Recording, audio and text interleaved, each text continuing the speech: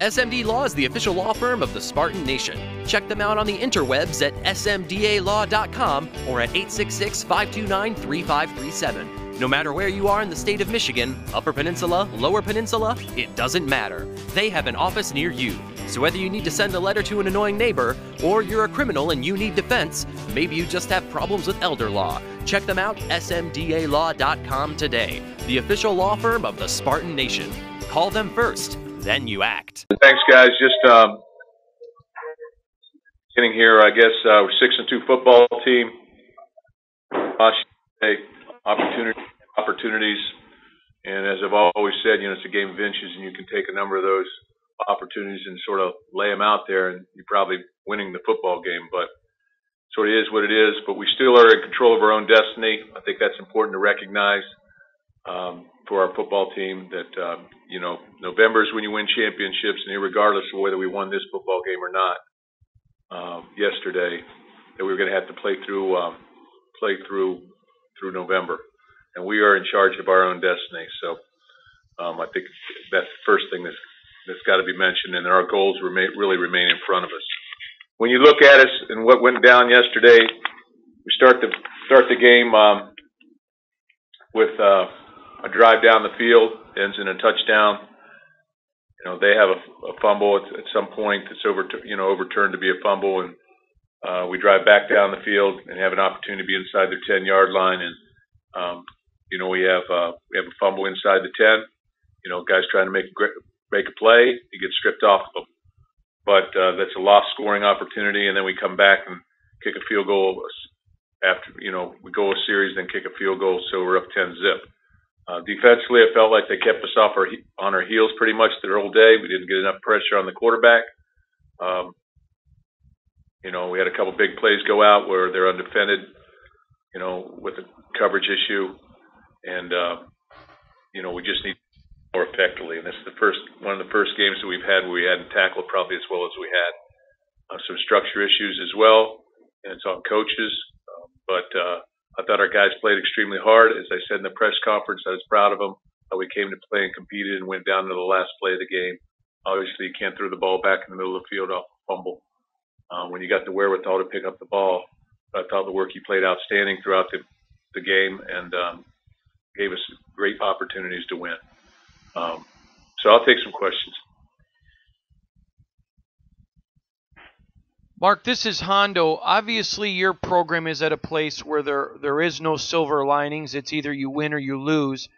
But I want to go back to Dave Warner's play calling, because I said to you yesterday, I thought it was the best since he's been the offensive coordinator. And guys have to execute. Are you at a place with a young team where obviously you're not going to call guys out to the media, but when you're in those private meetings, you can talk about, guys, this wasn't on us. This was on execution of players. Are you able to do that with a young team yet? Well, I think that every time we come into a staff meeting or defensive meeting or an offensive meeting, and then players meetings, you look at all aspects. You look and say, obviously, if something doesn't work, there's some execution issues. That's always going to be the case. We try to take shots down the middle of the field and overthrew, I think, 4 times or 3 times in one series. But yet, Brian has a tremendous game. So there's always going to be issues in execution in football. That's just the way it is. They got guys, we got guys, and it's got to be lined up and executed. But within that, there's also structural issues, which you may not have the right play called for a certain situation defensively, or the defense may be at a strength area. You may be at a position of strength in this particular versus this particular play, and that's football. That's why the inches means so much. That's why, regardless whether you look on special teams, on defense or offense, you got 11 guys out there, and it's all got to work. The running game, as I've said earlier, there's a lot of nuances in the running game and intricacies that change throughout the play based on a defense's alignment or a defense's movement. That goes both ways. They didn't run the ball as well either. So, we got to run the ball more effectively. We continue to look for ways to do that. But I think it goes both ways, Hondo, in terms of, that's coaching. Every time we bring our players together, we critique what they did and how they did it, but also offer them positives as to this is why things worked, or if you'd have done it this way, this would have worked, or whatever the case. But without blaming players, we're not in the game of blaming players. I don't do that here, and I stand by what I said. Our players played extremely hard, but it's a game. There's going to be things go back and forth. Knowing that the run game would have a hard time producing because they had stopped quality running attacks. So obviously it seemed like you had to lean on that passing attack more. And the passing attack had some moments earlier this, but is there something you can build on there? Is it a positive that you went into a game knowing the run game might not be there and you had to lean on the pass game more, and then the pass game came out and went for 400 plus? What are your thoughts about that development of the program and the team? Well, I thought that our wide receivers played extremely well, made some big catches. I thought that there was a good plan in place to throw the football, obviously.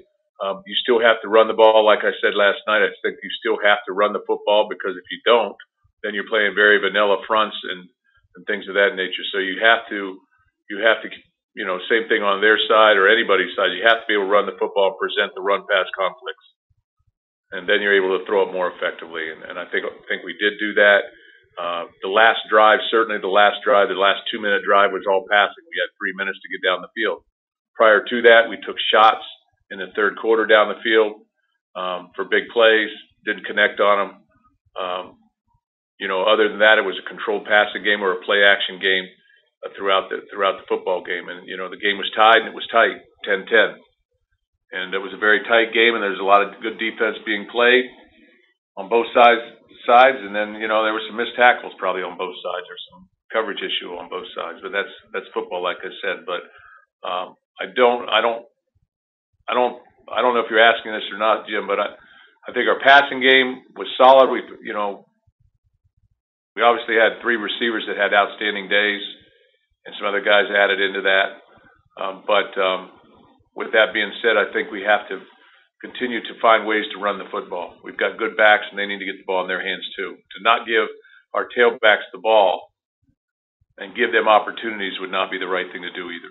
Right, and Mark, to follow up on that, the run game, what has to happen next for the run game to take the next steps in development as you looked at the film? I've not had the chance to rewatch the game yet. We've been traveling today, but well, like I said, there's a lot of intricacies. Remember, we're starting a true freshman right guard and a redshirt freshman right tackle, a senior, and then David Beadle got the start yesterday, who's a junior.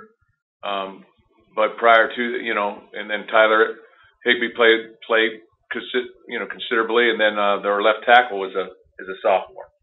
So tight ends and fullbacks and wideouts enter into this. They got to get their guy, and they got to be dominant in the C area or the center or the zero gap area, A gap area. And then you got to find the seam and run the football. But there's play calls and play selections that go along with that. So not saying that I'm just saying that we put it down. These are the plays we're going to run. You got I think like 40 or 50 different running plays out of different formations at the very least, but more like 80. So there's quite a difference. There's quite a spectrum that you can go through, but it's about getting to the running back to the next level, to the second level. And I would imagine, you go through it, you see the turnovers, of course, and the missed connections on the deep balls, but short yardage offense also entered into it, I'd imagine, too, right? Yeah, it did. It did. There were a couple times, 2 times, I think in one case we had a freshman offensive tackle playing, Jordan Reed, and, they moved the front a little bit, so his things change, and his assignment changes, and things are like that. They're going to happen. You have young players. But, again, I go back to what I said earlier, I think, with the third question. Our guys played hard, and that's the first thing we have to do. Play hard and believe we can win, and we were one ticket away from winning the football game. Mark, here. I got a question. What did you guys talk a lot about potentially going for 2 after that last down in regular? That's something that was on the table there. I can't say, I did think about it. I didn't voice my opinion, but you have to ask yourself, prior to that game, what have we been doing very, very well? It's been playing defense. So, had on our defense to go out in overtime and put it on our defense to stop them. And and let our offense score, kick a field goal, or score. And so that's what we did. The second option, we had, when they had the ball, you know how it flipped back and forth. So that was a thought process that entered my mind, but I didn't think that it left quickly. I felt like we had to put it on the defense. A little bit up front with Kevin at right guard and David at left guard. Can you kind of walk us through, what led you to give that a shot this week? Well, Beadle's back healthy now, so David Beadle's back healthy now, so we wanted to sort of roll the three guards a little bit and then take a little bit of stress off all those guys in terms of having to play all the plays. We've always tried to play 8 guys, so we've got Jordan Reed playing a little bit as well, so that's 7 guys in the mix. Yeah, what did you think of how just grade them out, or how you thought they played after watching the film? I'm sorry? How'd you think they performed, with at the guard spots, mixing it up like that? I think there's things that they did very well and things that they could do better on, when we sit and talk to our coaches. But, like I said, I really don't get into the specifics execution-wise, talking about a guy's grade and things of that nature. I don't think that's necessarily fair to them. Mark, Matt Sharp of Detroit News. You mentioned all the goals still in front of you and championships won are won in November. Is that something talked about a lot, or do you still try and keep it focused on 1 week at a time, or do you talk about what November means and what it could mean by the end of the month? Well, we've always tried to make a big deal about November itself, and it's phase 4 for us. That's when you really have to play your best football down the stretch. So that's a large plan, but in and above that, you got to win. Obviously, you can't look past your games. Playing Penn State this weekend, so you need to focus on the moment. So we've always focused on the moment. I just think it's important after a disappointing loss like this that we say to ourselves that hey, our goals are still in front of us. Just do what you're supposed to do. Concentrate on the present and what we can do. At the beginning of the year, if we got to November and said we still had a chance to win a championship, and we were 4-1 in the conference, I think we'd take that. And that's where we're at.